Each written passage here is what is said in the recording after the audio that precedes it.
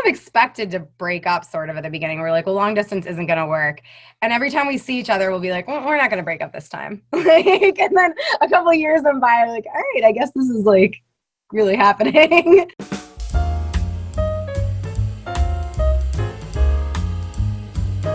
Hello and welcome to the How to Relationship podcast, the podcast where we talk to couples in long-lasting relationships to find out how they're making it work so we can hopefully make our relationships last as well. I'm your host, Anais Lucia, and today's couple is Natasha and Geoff, and they actually started off their relationship long distance. So if that's something that you can relate to, then you will definitely learn something from this episode, just like I did. So let's get right into it. Hello, Natasha and Geoff. Thank you so much for being on the How to Relationship podcast. How are you guys doing?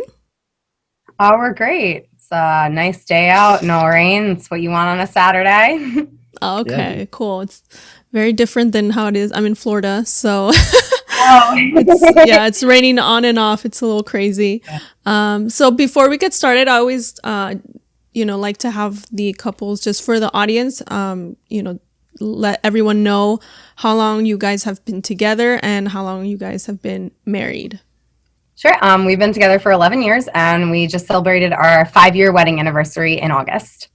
Oh, awesome. Congratulations. Not quite the celebration we were hoping with COVID, no travel or even eating out or anything, but next year we'll celebrate. Did you at least do something for?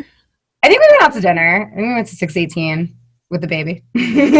All right. So we always start with, how this all started, how you guys met. So the first 3 years of our relationship, we were long distance. We met at an internship in Washington, D.C. We're both science nerds. He's a chemical engineer and I'm more of a writer now, but at the time I was a chemist. And I was living in Maryland and he was living in Massachusetts. And at age 20 and 21, we met each other at an internship and worked closely in the lab area together and saw each other every single day. And at the end of the internship, we decided to start dating. And he told me he loved me. Only knew me for a couple months. I was like, all right, guy, I guess I love you too. So we did long distance for 3 years and then finally both ended up in New Jersey together, where we've been living for the last 8 years. Geoff, when you told her that you loved her, was that after you started dating or like before, when you guys were considering dating, like you already knew you loved her? I mean, it was kind of complicated. It was like the first day we started dating, pretty much. I mean, that's not true. Okay. Well, I guess it's not. I don't know. I guess we were at like a stay away summer internship for 11 weeks. So we were like living in a hotel that the internship put us at for 11 weeks. So we saw each other like all day, every day. And then it was probably so it was like more the last like, week. I would argue that we were dating without dating. And then when we realized that it had to end, like that's when it we were like, all right, we should probably make this serious. Yeah. So kind of expected to break up sort of at the beginning. We're like, well, long distance isn't going to work. And every time we see each other, we'll be like, well, we're not going to break up this time. And then a couple of years went by, like, all right, I guess this is like really happening. Oh, wow. So it's kind of like an adult summer camp romance that actually lasted. Totally. It didn't just end at the end of summer camp or whatever. Awesome. So what was it about each other that attracted you to that person? Yeah, that's a good question. I love the way that he treated me. My previous boyfriend was very controlling and wanted things to be like his way. And from the get-go and throughout our relationship, Geoff has been someone that he supports everything I do 100%. Like a few months ago, I was like, I want to get into acting. And he was like, yes, do it. Like, I'll be on a podcast with you. And just always make sure not to influence me, but just provide support in the background. And just this loving, caring nature that exuded from him from like pretty much day one and just made me feel special all the time. Yeah, try to top that. Yeah. You can just say I was cute.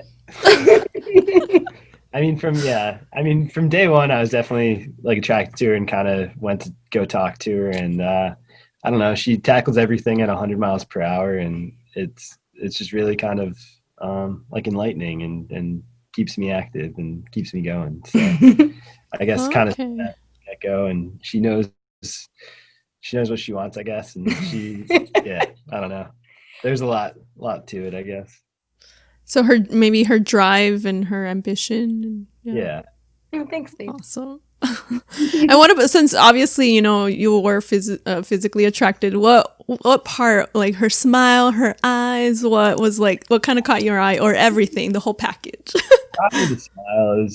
I still remember we were like waiting for buses to go over to the internship. So we all stayed at like a hotel and we would take this like tram back and forth. And I don't know, I just remember seeing her kind of like the first day and like her smile, and yeah, I don't know.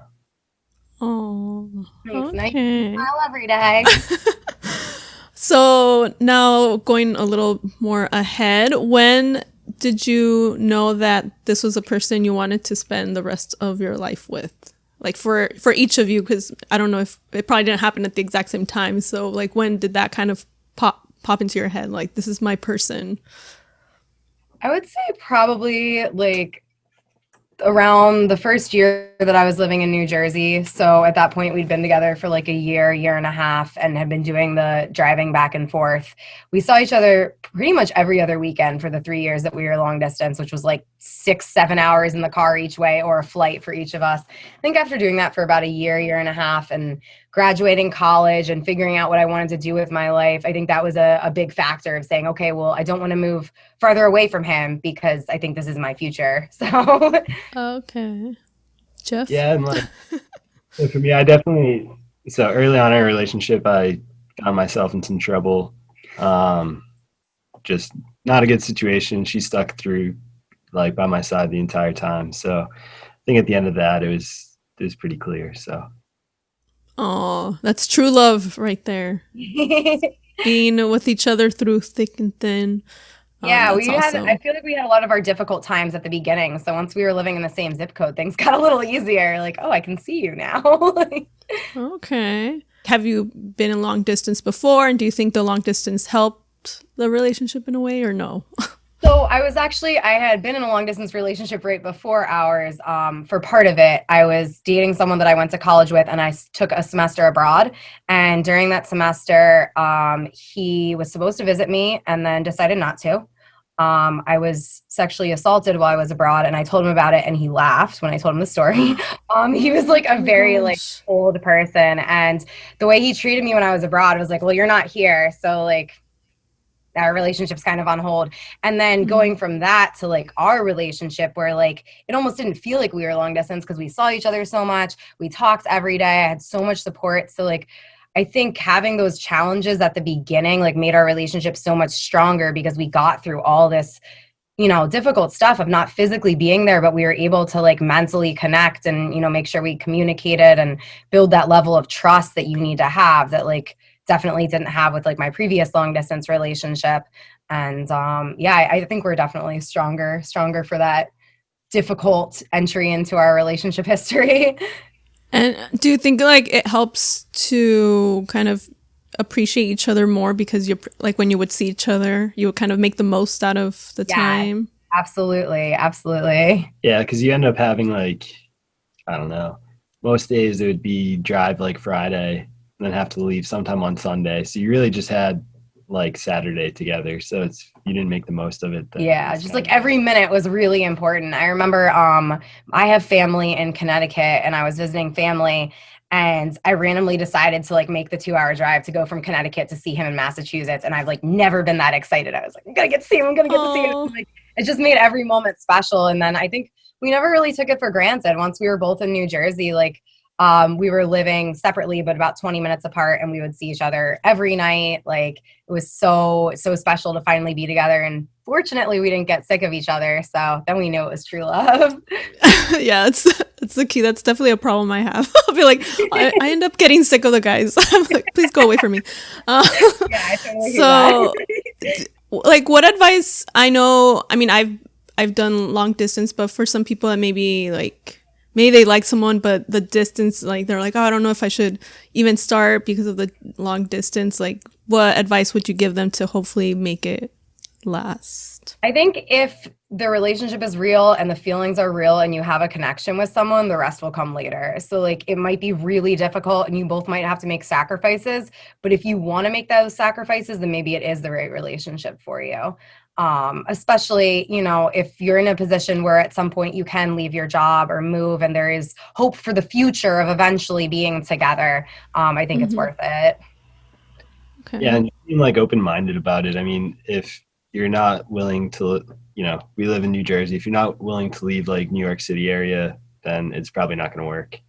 Like Yeah. you have to be honest with yourself about it too. Like, though. can I make the drive or the flight or whatever? I have a bunch of friends in Massachusetts. They almost never left New England, rarely ever left Massachusetts. So, you know, for them, if they were going to be like, oh, we're going to try to make a relationship with someone in New Jersey or whatever, like it wouldn't work because they weren't being themselves. So I think that's kind of a important aspect of it too. I think you have to also make sure you're a trusting person and don't get have a lot of jealousy. I struggle with jealousy a little bit at the beginning of our relationship, and it's something that I personally had to work on to get over, to be like, okay, like I know he loves me and he can talk to women. Like that's okay. And like I need to be okay with that. Yeah, so that goes into the next thing I was going to ask you, is for people who do have those kind of trust issues in long distance relationships, what would you tell them to maybe try to help them with that? Do you think like constant communication helps? Yeah, absolutely. Or like knowing that, you know, every night before bed, we always said goodnight, I love you, phone call, whatever, like having that check-in. I think like knowing where they are without like knowing every place they are, like, hey, you know, if he's going to a bachelor party, I like to know generally who's there, how many people, like, are you going out on this night? So I know it's going to be late when you call me, but just keeping them like clued in on like when it's going to be a late night or when you might go out with friends of the opposite gender and like, these are those friends and they're my friends from way back or whatever. Just letting the other partner into your life and knowing what experiences you're going through when they're not there will help them, I think, feel comforted that everything's, you know, on the up and up. Okay. FaceTime, stuff like that, just to get more kind of face-to-face. I mean, if you really don't trust them and you're like, oh, where are you? Like those are, I guess, kind of more innocent ways to check in. Yeah. It's a fine line between like wanting to know where they are and wanting to know every place they are. So, and I think both people have to want to be open about it. Like, I think it would be uncomfortable if I was constantly saying, where are you going? What are you doing? But if he volunteers it and says like, hey, this weekend, Saturday, I'm going to the bar with these people, and like just volunteers that information, I think it helps a person feel like they're there with you and like having these experiences more with you rather than being isolated. Yeah. So maybe just kind of, volunteer that information instead of having, you know, to always wait for your partner to be like, so where are you? What are you doing? Exactly. Because then it kind of shows, I don't know, it would kind of seem like you're hiding something when you're not really open about it. So thank you for that is some good advice. So I need to know, because I always have to ask, what was the proposal like? When did that happen? Everything. Well, how far back should we start? Should we start with my ultimatum? She pretty much told me that I had to propose to her by a certain time. I gave him an exact date. We had talked about it, so naturally I waited till like that day. So we were going to move in together, and I was kind of against living together before marriage. Grew up in a bit of a traditional family. With that said, I was paying like $1,500 a month for rent, and I was sleeping in my apartment like 3 days a month. So you tell me what makes sense. So I said you can move in this summer, but by September 30th, I think it's September 30th, August 30th, August 31st, I want a ring. And he worked in Germany that summer, and yeah, I proposed to her at the Heidelberg Castle, overlooking like it was a little remote town in Germany. So I made her climb up this big like kind of mountain first, and I was going to propose to her up there, but she kept complaining it was cold. It was so cold. So then we went down, and like that spot overlooked everything, so it's really beautiful. So then the castle itself is kind of decrepit a little bit. I mean, it was nice, but like it's beat up. So at that point, I knew he was going to propose. So I kept like standing near a window and just being like, anything you want to tell me? And then there was every time I tried, there was like 8 little kids that would run in, and because it was a tourist area, so I was just like. So it took a while, but finally got it done. Did happen before the deadline. Oh, like 11:59 p.m. Not scared. Right there. So like he went to Germany with the ring, and I think you said you were like paranoid, like always checking on it. Like that was bad. I'd like keep it in my pocket most days because like I didn't really trust I was staying at a place where there's 4 people. We each had like our individual rooms, but it was shared common space. I didn't know any of these people. It's like, well, I put that in like a room that I could have blocked it, but I don't know these things, so that was kind of that wasn't too fun. Oh, awesome! And how long had you guys been dating at this point? About 4 years, right? Yeah, 4 years. So we were dating 4 years, and then we were engaged for 2 years, and then married for 5. Oh wow, awesome! That's so cool, Castle. Oh my gosh, I went to I brought Castle. That pretty hard. Oh, that is a dream proposal, I would say, for sure. So how soon after you, because I don't think the audience knows this, that you do have a child, so how soon after you got married did you have your first? We started trying when we've been married almost a year and a half, like a year and a half, and we got pregnant immediately. So I have a bit of obsessive compulsive disorder. So I was like tracking all the body stuff that you track and was like, all right, let's do it. And we got pregnant right away. And my son he just turned 3. Our son just turned 3 2 weeks ago, and he's amazing. So awesome. I'm going to try for another one soon. Oh, who do you think he's more like personality wise? Yeah. Except with his big loud mouth. And his temper. Okay. He got that from you. Okay. Has he given you guys any ultimatums? Honestly, for cookies, he demanded a new bed. Like, he's a little brat. Yeah, you said he's like you. Physically, he's literally if you took him and shrunk him, like, oh, just like him. So cute. All of the men in his family and the women too really just look identical. Like the genes are very strong. And how was it meeting each other's parents? Like, when did that happen before you guys got married, or? Yeah. Yeah, I mean that happened. I guess technically before we like dated. We're dating. I mean, I think her parents kind of viewed me as, I don't know, like, what is this? It's a summer asshole. I was a 20-year-old college kid, drank a lot. I don't know. So I met his parents. We went to Virginia, right? On like a little trip right after the internship was over. And my parents were also in Virginia randomly, I think. So I went and stayed with your parents and then went over. No, they're at whatever. But I met his parents. Yeah, we'd been dating for like 2 days. And I just remember I was wearing like kind of short shorts and we were going to go out to dinner. And I was like, I need to change. And you were like, my parents don't care. And I was like, oh, your parents are like more open-minded. Like my parents are just like a bit more conservative. And I was like, oh, I can wear this out to dinner. Okay. And like, they were just like very relaxed and laid back. I think my intro to your parents was a little easier than your intro to mine.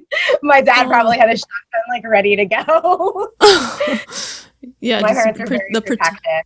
Mm-hmm. They're just like, who's this New England guy trying to steal our baby? Like, but in 2012, after we'd been together for 3 years, I had a pretty serious surgery and I was in the hospital for 4 days and he like completely took care of me. And after that moment, my parents were like, you should marry him. Like, I remember my dad, we had like a little argument once and my dad was driving me home and he was like, I saw how he took care of you. I saw how he like looks after you and the way he looks at you and like, you should be with him. And that was pretty cool. I was like, all right, 3 years, but he got the approval. Oh, well, it pays off at the end. Hard work. The love. Natasha, are you the only girl or the oldest girl? Yeah, I just have one little brother. So yeah, okay. Definitely a little protective over me. Makes sense. What advice do you guys have for, because conflict is going to happen in any relationship, but how do you handle that instead of, just giving up right away just because you have an argument or something?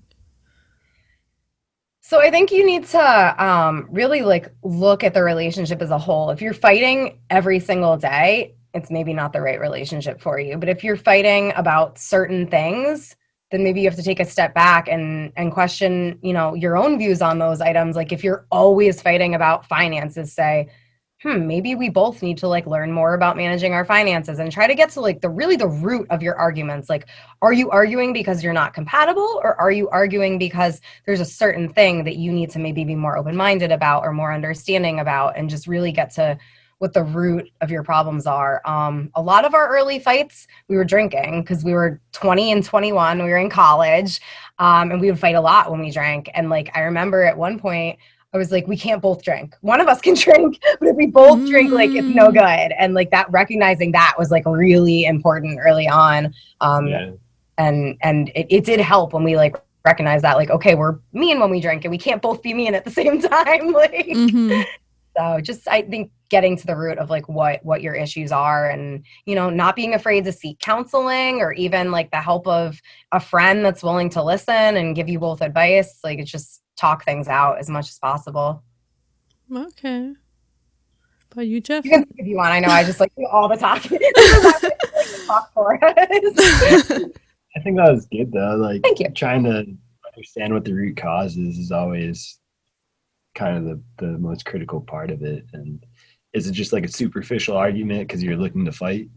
And like you mentioned, when we were both drinking, I think that's what it ended up being. Like, I wouldn't see her for like an hour at a party and I would get jealous or something, and then or vice versa. And then like that would set off something, and then there'd be something else that maybe we hadn't talked about yet that then just kind of like built up and started like yelling at each other. But it was more like you just have to figure out what that like trigger is and like discuss it, because otherwise it's just going to keep building.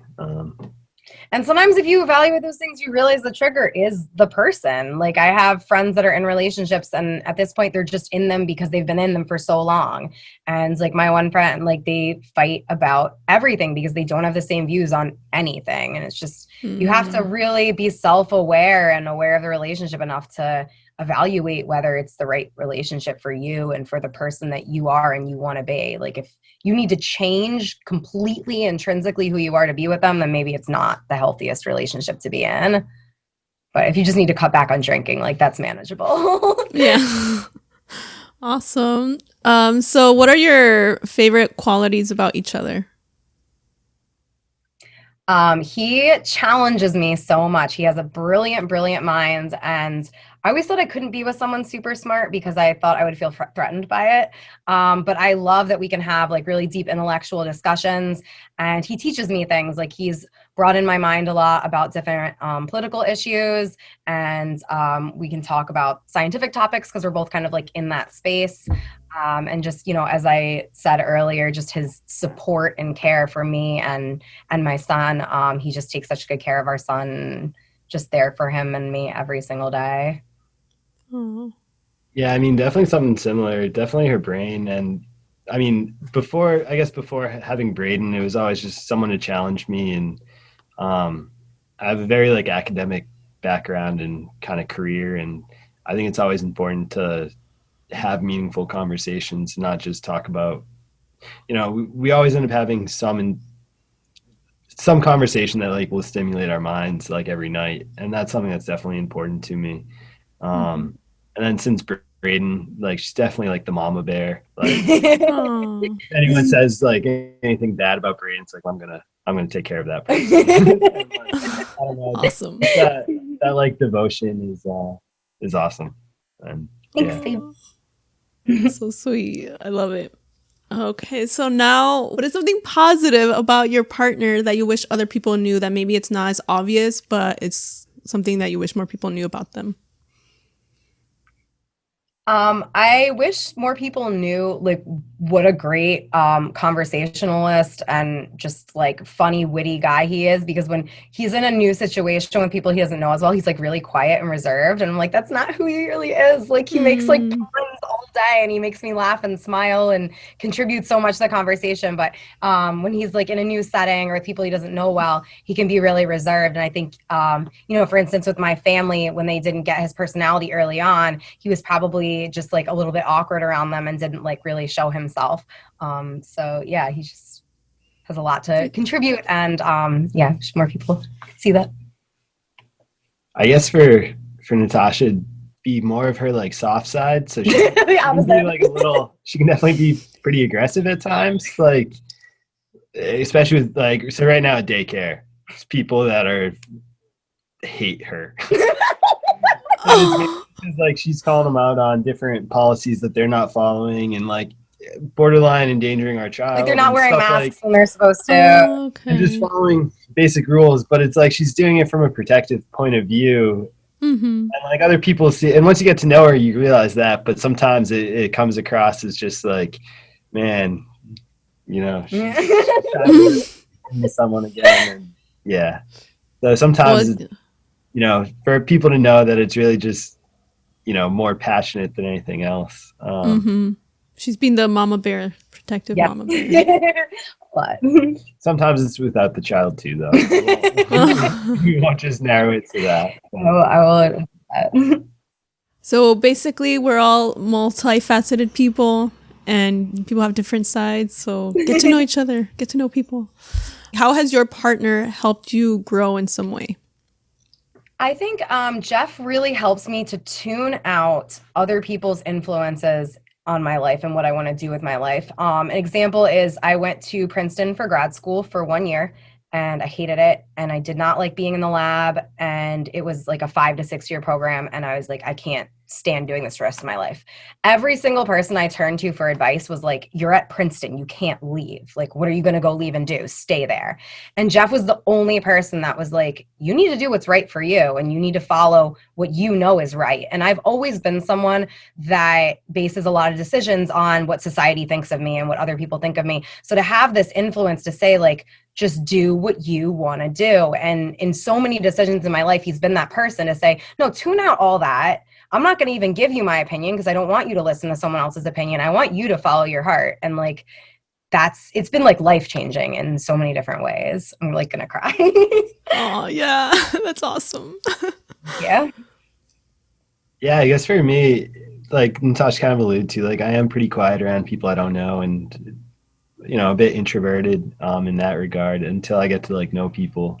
And she's the complete opposite of that. So it's definitely helped me kind of adjust that way and not, say no to going out right away or like doing something like this. Did it take a little convincing to do the podcast? I was like, do you want to be on this podcast? And he was like, and just grumbled. And then like a few hours later, I was like, all right, it's Saturday at 2. He was like, what?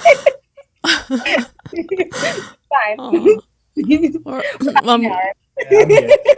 I'm glad to have you both here. So I'm glad We're glad to be here. You took the plunge to be on the podcast. I hope you don't regret it. It's all good. Okay. So I know this is probably not just a one word or one sentence answer, but what would you say is one of the keys for a lasting relationship? One key, just one. I mean, I think it's finding someone who shares like similar values as you on a lot of like, so for me, I mentioned like, how smart Natasha is and how that challenges me. And like, that would be a deal stopper in a way. If like we couldn't have conversations, I think that would change a lot of, our early relationship, and I don't know what would have ended up happening. And I think it's knowing what's like really important to you and what you want, and trying to find that in someone else. And it's kind of, if, they're the right person, then it might be easier. And like, there's definitely a lot of work you have to do at it, but I think it's knowing like what you need out of the relationship and kind of seeing if it's there. If I had to sum up in one word, I would say respect. Just respecting what's important to them, respecting their personality and their needs, whether it's, respecting the fact that like sometimes you're going to watch a TV show that you don't love, or respecting the fact that they have social anxiety and don't really like to go out, and just, having an understanding for them, respecting them enough to be accommodating when necessary. I think it's very important. Awesome. Before we end, I have a couple quick questions that I do at the end, but this is the end of my longer questions. Any other, advice, words of wisdom, anything you would like to share? Don't get married just to get married, because I have a lot of friends when I was in my 20s that like just so badly wanted the idea of marriage. And I think that's why the divorce rate's so high. Do what's right for you guys. Don't let society tell you what needs to happen. Do what's right for your relationship and what's right for you personally. And if it means, being with a certain person, not being with them, getting married, living together, not living together, every decision you make needs to be the right thing for you, and just need to really get in tune with that and understand what it is. Yeah, I would just say be open-minded. You never really know when the situation's gonna, what situation you're gonna meet, that person or anything. So I think just going into situations open-minded and kind of seeing where things go is always important. Because I don't know, definitely going to that internship, I was not expecting to like come back. Three couples got married from that internship. I was probably a little close-minded going into it, and then I think by the end of the summer, when I actually asked her out, I was kind of like, all right, like why am I like pushing away from this when like it's right there in front of me? You're so right about that, because I had like these specific boxes that need to be checked, and like there was one or two you didn't check. For example, living in Massachusetts and being a Red Sox fan, I knew my family would hate that. And like I had to like being a liberal. Being a liberal, yeah. My family's very conservative, and like usually I would only date people that check those boxes, and it was never really working for me. And I was like, you know what? We're clicking. Let's just do it. Okay. So maybe like still have some kind of idea of what you want, but maybe be a little flexible in case. Yeah. Have standards, but like don't have arbitrary standards, and definitely, And yeah, I mean, I guess it's yeah. So it's like, what you want, but it's the things that were like super different from us were like political views. As a 20-year-old, I don't know how strong those are to really warrant, can't be with someone who has that different of a view. And like just a lot of like different things where maybe it was more like trivial than like a deep-seated, there's going to be no flexibility on this like ever. But like I know someone who wouldn't date a guy because he had red hair and she didn't like redheads. And like if you're going to go through life like that, you're never going to meet someone, because like you can't just choose arbitrary. I mean, I guess you can, but it's going to be a lot harder to find love. Because if I did not like his hair color and had not gone out with him, I'd be very sad and lonely right now. Yeah, I guess it just depends, because I've seen some like lists and of things that I'm just like, does that really matter? It's more, I should be more, I think, about like values, but I think maybe some people don't learn that. Yeah, they don't learn that till they're older. Because I'm in my 30s now, and my list when I was a teenager is completely different than my list now. So. Now a lot of it's about like family and the future. Like we're both suburbs people. I could not have been with a city person. I am not a city girl, and like that would have been a big problem. Or like someone that didn't want to have kids. Like real big picture stuff is so important. And that is one thing I'm curious about. Did you guys talk about having kids before you got married, or you just assume like we both want kids? Have X amount of kids. It'll be one boy and one girl. No, fortunately, we were both kind of on the same page with that. We're both, I have an older sister. She is the older sister in her family, so we had very similar kind of family dynamics, I guess, growing up. Okay. People in it. I guess the actual dynamics were probably a bit different, but I just rushed us into it a little bit faster than maybe he was ready, because he was finishing up his PhD at the time. So I was like, it'll take like a year to get pregnant. And like 2 weeks later, I was like, I got some news for you. Wow. writing a doctoral thesis with a 3-month-old is not the funnest thing in the world. It's all now. We got Yeah. through. We're through it now, so. So my quick questions before we end, it's just me, just out of curiosity, I ask these. Do you guys know each other's love language? Do you know? I don't even know if he knows what the love languages are. Yeah, Yeah. do you even know what they are, first of all? Quality time, acts of service, words of affirmation, gifts, and physical touch. So it'd be words of affirmation. For me, Yeah. Physical touch. What was the first one? acts of service, quality time. Quality time too, probably. I would say his is probably acts of service and quality time. You can't give me like 5. Yeah, all of them. Gifts is one of mine. I'm bad at giving gifts. Oh. So no, the answer is no. We don't know each other's love languages. I've tried to talk to you about this before, and you're like, ah. Yeah, it is. That's why I'm always curious, but it is so hard to get guys to like take the test to find out. I've tried to get my guy friends. I'm like, it's gonna help you like for relationship. It's gonna help you understand each other. And sometimes I'll do it with them. I'll be like, here, okay, just answer, and I'll write down the answers because you need to know. So we both do. We both are pretty quality time heavy. Like all of our time. Well, now with COVID, literally every minute. But normally, all of our free time is spent together. Like we very rarely make plans that don't include the other one, and it's just like when I'm out without him, I'm just like, well, this would be more fun if he was here. Like, so that's probably our strongest, I would say, both as a couple. Okay. And do you, by any chance, know your Myers-Briggs personality types? I don't. I actually took the test like a week ago, and I don't remember it. Never heard of it. It's like the disc personality thing. I don't know. I feel like there's a lot of personality. No, I literally took it like a week ago because I was talking to Heather about it, and I don't remember what it was. Okay. Okay. I know some people are like more into it, and I'm always curious to see like the different combinations. But it's fine. You guys are still together. That's all that matters. So that's just me asking little questions just because I'm really curious about that stuff. All right. Well, thank you so much for joining me on the podcast. And it was so lovely to meet you guys, and I learned something from every couple. So I appreciate the time, and stay safe. And anything else you want to say before you go? No, I think we covered it all. Thank you so much. This was really nice, and a nice time for us to say some nice things about each other. So enjoyed it a lot. Do you by any chance have any social media or anything you want to plug, or are you good? No, I'm supposed to be getting on Instagram, but I'm old and out of touch, and it has not happened. Okay. I like to give people a chance at the end in case they want to start. Plug something. If anyone, actually, I will plug some. Can I plug a performance? Mm-hmm. I am a member of a troupe called Geek Life, and we do cosplay cabarets, and they're like little performances. I actually do not sing, but I do spoken word monologues. I'm doing a Harley Quinn piece coming up that I'm so excited. But it's called Geek Life Rules, and we're on Facebook and YouTube.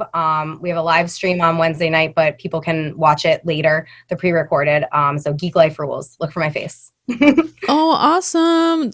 I love like comics and all that stuff. So that sounds like a really cool idea. That's amazing. And you guys do it on, are you guys performing like from your homes or like on the stage? Yeah, it used to be non-COVID times. It's actually at a performance area in New York City. But during COVID, they've been doing it as streams. We have them like every couple months. So we pre-record, and then they put all the pieces together into a live stream. So the hosts are live. So they live stream on YouTube. And you can get tickets, but anyone can join in. The tickets are just suggested. So people can catch the live stream or the performance afterwards. And then this is actually the biggest performance they've ever done. We have 17 performers, which normally it's about 10. So I'm really excited. We have an Alice in Wonderland character, someone doing Umbrella Academy, Star Wars, like a whole gamut. So it's a fun time. Oh, wow. That sounds awesome. Definitely check that out. I'll definitely post the links for all of that in the show notes and video description on YouTube. All right. Well, I guess it's time to say goodbye. Thank you guys so much. Thank you so much. This was a lot of fun. A little break from our child. Yeah. Have a good one. Bye. You too. Thank you. So that is it for this episode of the How to Relationship podcast. Thanks again to Natasha and Geoff for being on. I really appreciate it. And I hope anyone listening or watching learned something just like I always do, which is one reason I love doing this podcast. If you are in a relationship and you want to share, some wisdom, anything, you can send me a DM on Instagram at How to Relationship Podcast. We are on Facebook as well. On the YouTube channel, follow and subscribe. I would love to have you guys on. If you're not in a relationship, but you know of a really great couple that you think, be great to have on, also reach out to me and hopefully we can have them on. Also, remember to follow Natasha's group, Geek Life Rules. They sound really awesome. Definitely going to check them out. If you like cabaret, geek life stuff, just like I do, it sounds amazing. Again, I'm your host, Anais Lucia. Thank you so much for watching and or listening to the How to Relationship podcast, and I'll catch you on the next episode.